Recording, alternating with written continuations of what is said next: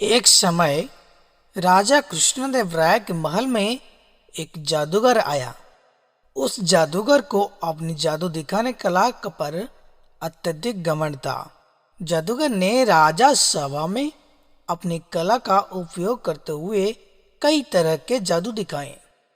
जादूगर के करतब देखकर सभी उनसे प्रसन्न हो गए।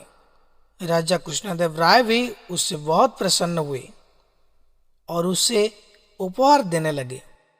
तभी जादूगर ने भरी सभा में चुनौती दी कि क्या इतने बड़े राज्य की राजसभा में कोई भी ऐसे व्यक्ति है जो मुझे किसी भी जादू में हरा सके।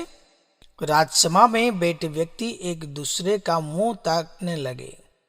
कोई भी व्यक्ति चुनौती स्वीकार करने के लिए आगे नहीं आया। दरबार में बैठा तेनालीराम ने इस दृश्य को ध्यान से देख रहा था। तेनालीराम ने कुछ देर सोचा और जादूगर की चुनौती स्वीकार करने के लिए आगे आया। तेनालीराम ने जादूगर से कहा, जो मैं बंद आंखों से कर सकता हूँ, क्या तुम उसे खुली आंखों से कर सकते हो? जादूगर ने हंसकर उत्तर दिया, इसमें कौन सी बड़ी बात है, यह तो मेरे बाएं हाथ का खेल है। तेनालीराम ने द्वारपाल को कुछ कहा।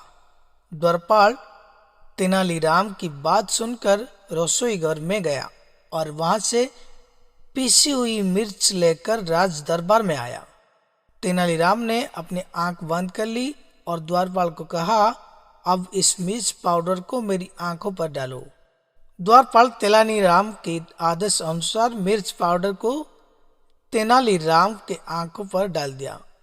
थोड़ी देर पश्चात तेनालीराम मुस्कुराया और अपने आंखों को धो लिया। तेनालीराम ने जादूगर से कहा, जो मैंने बंद आंखों से किया है उसे अब आप खुली आंखों से कीजिए।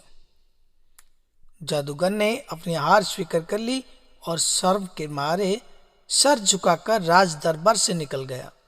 जादूगर का घमंड चकनाचूर हो गया। राज दरबार में उपस्थित सभी लोगों ने तेनालीराम के इस करतब को देखकर बहुत खुश हुए। राजा कृष्णदेव राय ने इस कार्य के लिए तेनालीराम को रत्नों से सुशोभित हार दिया। दोस्तों, यहाँ से सीख मिलती है, कभी भी आप किसके ऊपर से भी चुनौती मत दीजिए और घमंड कभी मत कीजिए। रहता हूँ, जय जगन्नाथ। अगर आपको वीडियो अच्छी लगी तो एक प्यारा सा लाइक कीजिए और हमारे चैनल को सब्सक्राइब कीजिए।